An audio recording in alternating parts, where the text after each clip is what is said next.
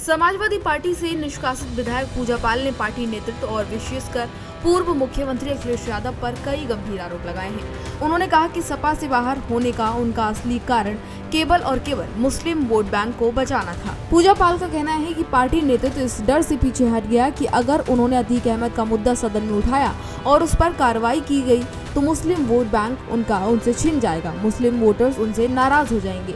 एक इंटरव्यू में पूजा पाल ने अपने राजनीतिक जीवन, निजी संघर्ष और माफिया अतीक अहमद से जुड़ी कई पहलुओं पर अपनी बात खुलकर रखी। उन्होंने कहा कि जिस महिला ने 18 साल तक अतीक अहमद जैसे दुर्दांत माफिया से लड़ाई लड़ी, उसके जीवन में संघर्ष के अलावा कुछ नहीं रहा। पूजा पाल ने दावा किया कि उन्हें पार्टी से इसलिए निकाला गया क्योंकि उन्होंने पहली बार उत्तर प्रदेश की विधानसभा में खुलेआम माफिया अतीक अहमद का नाम दिया। उन्होंने कहा कि सपा नेतृत्व इस बात से डर गया कि अगर इस पर बहस हुई और कार्रवाई की मांग उठी तो इसका असर पार्टी के मुस्लिम वोट बैंक पर पड़ सकता है। उन्होंने कहा कि हमसे मुस्लिम ना नाराज हो, हमारा वोट ना कट जाए, इसी डर से पार्टी ने मुझे निकाल दिया।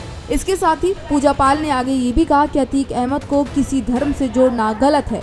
वे ना तो हिंदू था ना मुसलमान, वे केवल अपने परिवार और निजी स्वार्थों तक सीमित व्यक्ति था। उन्होंने कहा कि समाजवादी पार्टी ने ही अतीक अहमद को विधायक और सांसद बनाया था और लगातार उसे राजनीतिक संरक्षण मिलता रहता था। यही कारण था कि वह कानून और राजनीति दोनों अपने हिसाब से मोड़ता रहता था। पूजा पाल ने इस बातचीत में ये भी खुलासा किया कि अतीक अहमद के दबाव में उन्हें बहुजन समाज पार्टी से भी बाहर निकाल दिया गया था। उनके मुताबिक राजनीति में दो तरह की गतिविधियां होती हैं, एक जो सबके सामने होती है और दूसरी जो कि षड्यंत्र के तौर पर पर्दे के पीछे खेली जाती है। उन्होंने कहा कि कुछ राजनीति फ्रंट पर होती है जो सबको दिखाई देती है, लेकिन षड्यंत्र वाली राजनीति ऐसी होती है जो सबको दिखाई नहीं देती। अपने जीवन और संघर्ष को लेकर भी पूजा पाल ने कई बातें कही और उसका जिक्र करते हुए वो भावुक भी हो गई। उन्होंने कहा कि उन्होंने अपने पति की हत्या के बाद अकेले ही अतीक अहमद और उसके गिरोह के खिलाफ लड़ाई लड़ी। मेरे जीवन में दुख के अलावा कुछ नहीं रहा, लेकिन जब मैंने सुना कि ऐसे माफियाओं को मिट्टी में मिला दिया गया तो मुझे संतोष हुआ और मैंने भगवान को धन्यवाद किया।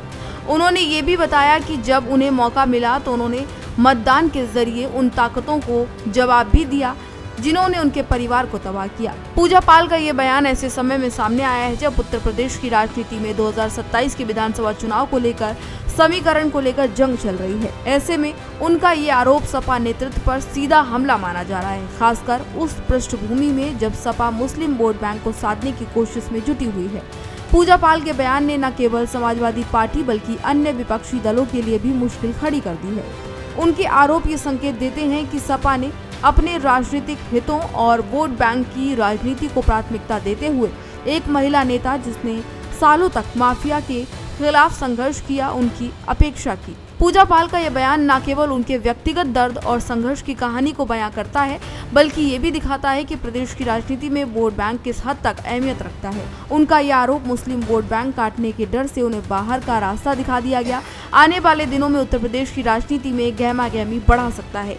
फिलहाल इस जानकारी में इतना ही। इसी तरह की तमाम और जानकारियों के लिए देखते रहिए भारत एक्सप्रेस यूपी।